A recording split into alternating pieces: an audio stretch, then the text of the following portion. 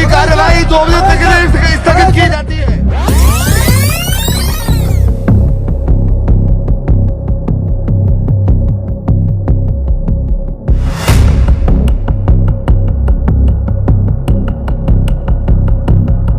आज जो हुआ है अशफाक भाई, ये टीएमसी का स्पोक्स पर्सन बात नहीं करेगा, ये एक हिंदुस्तान का व्यक्ति बात करेगा और आपसे ये सवाल करेगा। आज मुसलमान से सवाल नहीं करूंगा मैं, 14-15%, 18% जो हम यहाँ पर रहते हैं, मैं उनसे सवाल नहीं करूंगा। मैं उस 80% लोगों से सवाल करूंगा जो मेरे भाई हैं, जो मेरे बहन हैं, जो मेरे फैमिली फ्रेंड हैं, जिनके साथ मैं उठता बैठता हूँ। मैं उनसे सवाल करना चाह रहा हूँ, जो ये 2 व्यक्ति जो आज अंदर गए थे, नीलम 42 साल हरियाणा हिसार से, अनमोल शिंदे 25 साल महाराष्ट्र से। अगर ये नीलम नवेद होते हैं और ये अनमोल शिंदे अमजद होता, तो क्या ये आज सिर्फ एक एनिवर्सरी अटैक या एक नॉर्मल प्रोटेस्ट कहलाया जाता? आज इसको कहा जाता कि ये वो लोग हैं, ये वो मुसलमान हैं जो ओसामा बिन लादेन के ख़ानदान से ताल्लुकात रखते हैं, ये वो लोग हैं जो मुजाहिर हैं, ये वो लोग हैं जो अफगानिस्तान से आए हैं, ये वो लोग हैं जो टेररिस्ट हैं, और हर मोहम्मद और हर टेररिस्ट के पीछे मुसलमान की आबादी होगी। दिसंबर 2023 और ठीक आज से 21 साल पहले यानी कि 12 दिसंबर 2001 को भारत के संसद पर एक आतंकी हमला होता है, जिसमें हमारे कई सिक्योरिटी के जो जवान जो है शहीद होते हैं, मारे जाते हैं। और इसके ठीक 21 साल के बाद यानी कि आज भारत के संसद पर फिर एक बहुत बड़ी अनहोनी घटती है। दरअसल आज भारत के संसद पे 2 अलग अलग घटनाएं पेश आती है। पहला घटना जो आज पार्लियामेंट के अंदर एक विजिटर रूम होता है, जहां पर विजिटर्स अंदर की जो कार्रवाई होती है उसको देखते हैं, वहां से अचानक से 2 लोग अंदर में कूद पड़ते हैं और अंदर में जाकर के हंगामा करने की कोशिश करते हैं। फिलहाल इन चारों लोग को हिरासत पे ले लिया गया। 12:30 बजे के करीब पेश आता है, जब एक महिला और एक पुरुष जो है संसद के बाहर दोनों जो है प्रोटेस्ट करने की कोशिश करती है। बहुत ही अनोखे अंदाज में उनके पास कुछ केमिकल पाया जाता है और इसके ठीक कुछ देर के बाद है। और सबसे बड़ा सवाल यह है कि क्या भारत का संसद अब सेफ नहीं रहा, क्योंकि भारत के जो संसद है जिसमें तकरीबन करोड़ों हजारों करोड़ रुपए की लागत से नया पार्लियामेंट बना है, इसके बावजूद भी हमारे जांच एजेंसियां कहीं ना कहीं कहां पर गफलत कहां थी कि इतनी बड़ी सिक्योरिटी ब्रीच हो गई है। और इस पर ज्यादा चर्चा के लिए we have TMC spokesperson Tauseef Rahman with us. Tauseef Rahman एक ऐसे व्यक्ति है जो हमेशा अपना बोल्ड कमेंट के लिए जाने जाते हैं। तौसीफ साहब, आज ये जो घटना पेश आया, क्या कहेंगे? अशफाक भाई, पहले तो मैं आपको बताते चलूं कि अब जो ये समय जो है, ये जो 12 से लेकर अभी जो 6 बजने वाला है, मुझे लगता है ये बहुत क्रिटिकल समय है। जब कोई पेशेंट आईसीयू में एडमिट होता है, डॉक्टर एक जवाब देता है कि भाई कुछ घंटे इनके लिए बहुत क्रिटिकल होता है। मुझे लगता है मेरा देश भी अब क्रिटिकल कंडीशन में आ चुका है, क्योंकि अब वो एचडीयू, आईटीयू और आईसीयू में नहीं है, अब वो वेंटिलेटर में जा चुका है। पार्लियामेंट के अंदर 2 ऐसे व्यक्ति जो जूते के अंदर, मैं आपको डिटेल दे रहा हूँ, जो जूते के अंदर एक गैस कैनिस्टर को छुपा के वो पब्लिक गैलरी में चले गए, वहां पर झूलते हुए दिखे, वहां पर वो कैनिस्टर को फेंका हुआ देखा गया। और आज इतना हेल्पलेस महसूस हो रहा था, सिक्योरिटी के अफरा तफरी का आलम था पार्लियामेंट के अंदर, और वो एमपी यहां से वहां भाग रहे थे। उनको ये लग रहा था कहीं इस गैस के बदली आरडीएक्स तो नहीं, कहीं AK-47 तो नहीं, कहीं AK-57 तो नहीं।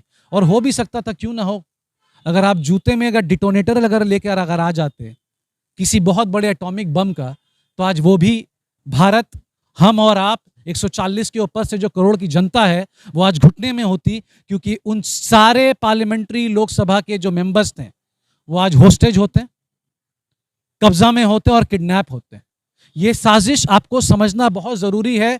हालत बंगाल के लाखों करोड़ों जो रीच जो जाती है, मैं आज उनसे पूछना चाह रहा हूं कि क्या ये वही लोग हैं जो अगले हफ्ते महुआ मोइत्रा के ऊपर सरेआम पार्लियामेंट में सस्पेंड उनको किया गया, और ये सवाल बताया जा रहा था कि आपने सिक्योरिटी ब्रीच किया है, आपने लॉगिन आईडी पासवर्ड को शेयर किया है, क्योंकि उन्होंने अदानी को नंगा किया था पार्लियामेंट के अंदर, अदानी के ऊपर सवाल उठाया था, तो मीडिया बिक चुका था।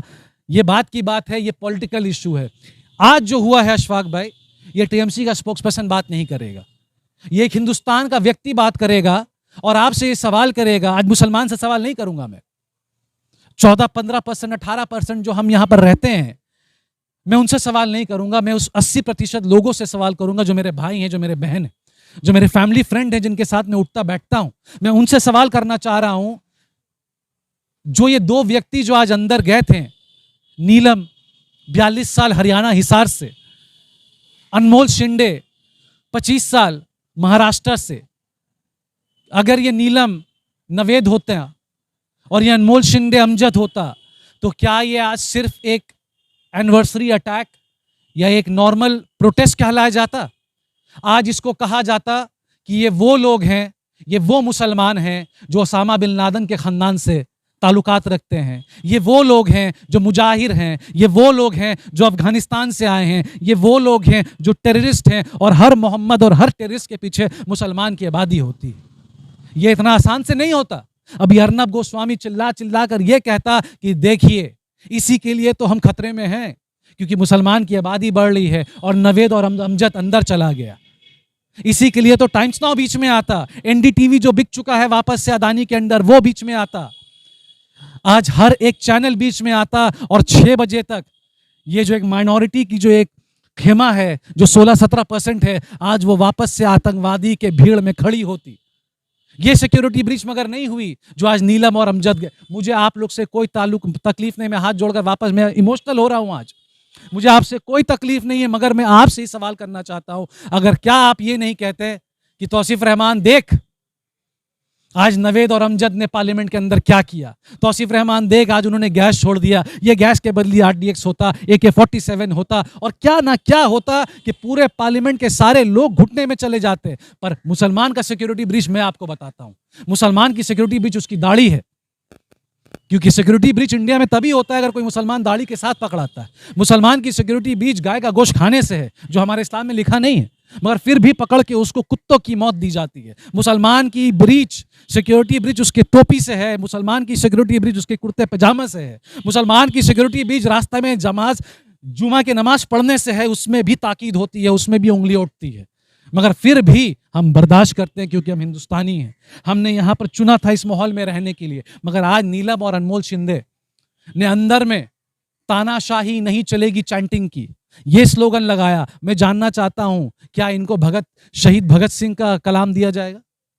उसी के तरह शहीद भगत सिंह ने भी यही किया था, उनको आज़ादी चाहिए थी ब्रिटिश राज से, उनके खिलाफ चाहिए था। तो आज कहीं ऐसा ना हो कि नीलम और अनमोल शिंदे को भी यही टैग दे दिया जाए कि वो तो शहीद होने अंदर गए थे, वहाँ कुछ आतंकवादी का अटैक नहीं होने वाला था, वो तो एक छोटे से गैस लेकर गए थे जहां पर 50-60 MP चूहे की तरह दौड़ रहे थे पार्लियामेंट के अंदर, उनको अपनी जान के खतरे था। मगर मैं आपसे पूछना चाहता हूं, वो तो पार्लियामेंट के अंदर कम से कम 300 मिलिट्री वाले लोग खड़े होते हैं, उनको चीर के ये लोग अंदर चले गए। मेरा और आपका क्या होगा जो अभी रास्ते में खड़े हैं? हो सकता है हालत बंगाल को 1-1.5 लाख रुपया पहुंच जाए इस इंटरव्यू को डिलीट करने के लिए, जैसे सारे मीडिया ने आज इसको दबाया है, अब तक दबा है, वरना आप तक ये सारे चीज जितने भी क्लिपिंग थे आप तक आ ही जाते, कोई दाढ़ी वाला आपको दिख ही जाता, आपको नवेद अमजद या कोई भी नाम होता, मुसलमान अगर नाम होता तो आपको ये वायरल अभी तक हर एक मोबाइल में चले जाता। जिस हिसाब से जो एक मूवी का वायरल गाना हो रहा है उसी हिसाब से हर रील में अभी वो पार्लियामेंट का रील चला जाता। मगर दोस्तों, मैं मुसलमान से नहीं पूछना चाहता हूं, मैं बार बार आपसे पूछना चाह रहा हूं, जो आप 80% की आबादी हैं, आप इसको किस तरीके से देखते हैं? ये तानाशाही किसके खिलाफ है? और एंट्री पास किसने दिया अशफाक भाई उनको पब्लिक गैलरी के लिए? वो भाजपा के MP थे। क्या करना चाहते हैं आप? आपने एंट्री पास बिना कुछ सोचे समझे पार्लियामेंट में पब्लिक गैलरी में वहां बैठने के लिए दे दिया। क्या आपको इनका बैकग्राउंड पता था? अगर बैकग्राउंड पता है तो आपको यह भी पता होगा कि वो अटैक करेंगे। अगर आपको उनकी शिजरा के बारे खबर है तो आपको पता होना चाहिए कि उनके जूते के अंदर क्या है। मैं उन नौजवानों से पूछना चाहता हूं जो कश्मीर में मामूली मुसलमान के ऊपर मां बहनों को दीवार में चिपका कर आधार कार्ड की चेकिंग करते हैं। मैं आज उन भाइयों से पूछना चाहता हूं कि आपने पार्लियामेंट में किस तरीके से चेकिंग की कि जूते के अंदर वो गैस कैन लेकर चले गए? मैं पूछना चाहता हूं, मैं श्रीनगर के लोगों से पूछना चाहता हूं कि आप इसका जवाब दीजिए कि आपके बहन बेटियों के साथ जब ये भाजपा वाले खास करके जब से पावर में आए हैं दीवार में चिपका कर चेक करते हैं, तो आज पार्लियामेंट के अंदर ये नीलम और अनमोल शिंदे गैस के कनिस्टर को लेके कैसे पार्लियामेंट के अंदर पब्लिक गैलरी में चले गए? मैं और आप अलाउ नहीं है, हमारे पास कोई ऐसा कार्ड नहीं है। जब तक आप कोई MP को नहीं जानते हैं, वो कोई जू नहीं है, वो कोई अप्पू घर नहीं है, वो कोई इंडिया गेट नहीं कि आप घूमने चले जाइएगा। वो पार्लियामेंट है। हजारों लाखों करोड़ खर्चा करके वहां पर अमित शाह ने पंडितों को और बहुत लोगों को बुलाया और उसको उद्घाटन किया, जबकि एक दलित, मेरी बहन, मेरी मां द्रौपदी मुर्मू को नहीं बुलाया था उस पार्लियामेंट में, राष्ट्रपति को नहीं बुलाया था। ये वही पार्लियामेंट है जहां एक दो मामूली है कि गैर मामूली है, ये मैं नहीं बोल सकता, ये बहुत इंपॉर्टेंट है, ये मैं नहीं जानता, मगर हाँ, ये दो लोग नीलम और अनमोल शिंदे अंदर गए, गैस निकाला, कैनिस्टर को खोला, तानाशाही नहीं चलेगी ये कहा, कहने के बाद अरेस्ट हो गए। मगर ये एक प्रोटेस्ट था।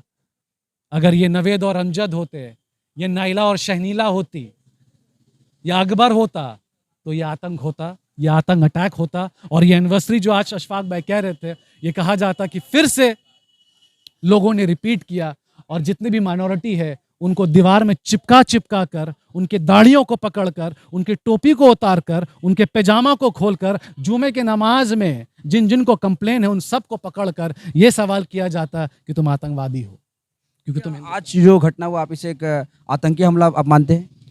ये मैं वेट कर रहा हूं अशफाक भाई कि अमित शाह का क्या बयान आएगा। कुछ लोग उसे खालिस्तानी हमला भी कह रहे हैं, खालिस्तान के जो सपोर्टर्स है। मैं कोई हमला भी नहीं कहूंगा, मैं सिर्फ ये कहूंगा 140 करोड़ की जनता इस अमित शाह के अंदर, इस नड्डा के अंदर, ये मोदी गवर्नमेंट के अंदर बिल्कुल भी सुरक्षित नहीं है।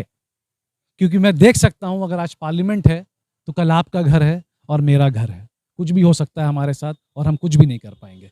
जब वो 4-4 लाख वोट वाले जो जीत कर पार्लियामेंट में आए वो आज बट्टा जीरो हो गए, सिक्योरिटी जीरो हो गई, इंटेलिजेंस जीरो हो गया, सारा चीज जीरो हो गया, तो मेरी और आपकी तो औकात ही कुछ नहीं है। मगर यह बात है कि हमें आधार कार्ड के बिना 500 रुपए का फाइन, लाइसेंस के बिना 500 रुपए का फाइन, बर्थ सर्टिफिकेट ना होने पर कॉरपोरेशन में पूरे हिंदुस्तान में 2-2 घंटा खड़ा रहना पड़ता है। यह हमारा नसीब है और यह हिंदुस्तान का मुस्तकबिल है जो कभी ठीक नहीं हो सकता, और कोई ठीक करने वाला होता तो वो जेल चला जाता है। बहुत बहुत शुक्रिया।